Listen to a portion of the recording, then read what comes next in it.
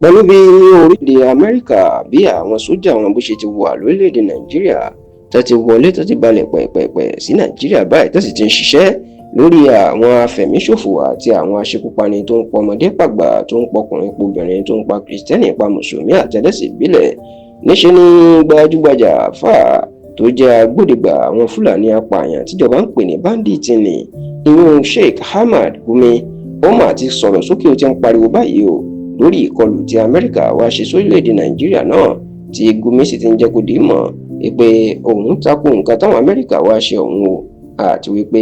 òun gba ìjọba àpapọ̀ nímọ̀ràn láti dá ìrànlọ́wọ́ tí Amẹ́ríkà tó wá ń ṣe lórílẹ̀-èdè Nàìjíríà dúró, kó sì wá ìrànlọ́wọ́ lọ sí àwọn orílẹ̀-èdè míì. Ẹ rántí wípé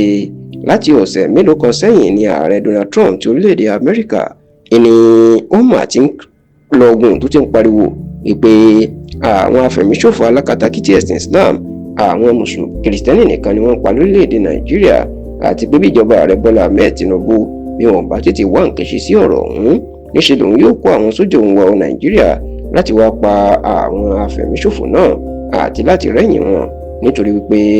òun ò lè lajú sílẹ̀ kí wọ́n máa pa àwọn kìrìsìtẹ́nì lọ́jọ́ ọdún Kérésìmesì àwọn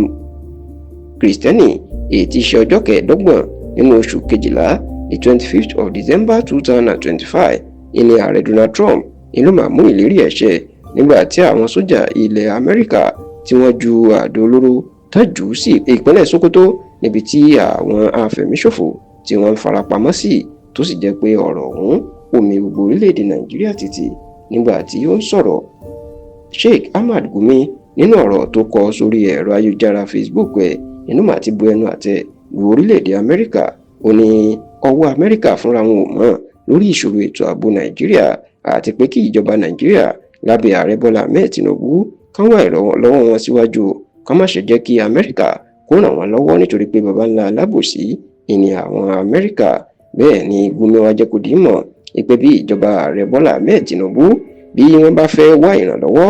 àwọn orílẹ̀-èdè ilẹ̀ òkèrè, ó láwọn orílẹ̀-èdè tó yẹ kí wọ́n wá ìrànlọ́wọ́ wọn tí wọ́n kújú òṣùwọ̀n tí wọ́n sì ń ṣe alábòsí ìní orílẹ̀-èdè bíi China, orílẹ̀-èdè bíi Turkey àti orílẹ̀-èdè bíi Pakistan. Sheikh Ahmad Gumi tún wá jẹ́ kó di mọ̀ pé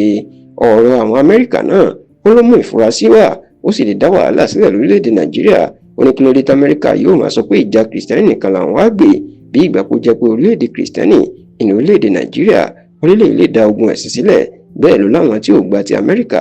àwọn náà wọ́n lè wá kógun ja Amẹ́ríkà lórílẹ̀-èdè Nàìjíríà láti wá gbìjà Nàìjíríà tí ò di ogun, tó sì láwọn ọmọ Nàìjíríà ìní ò fara káṣá ẹ̀.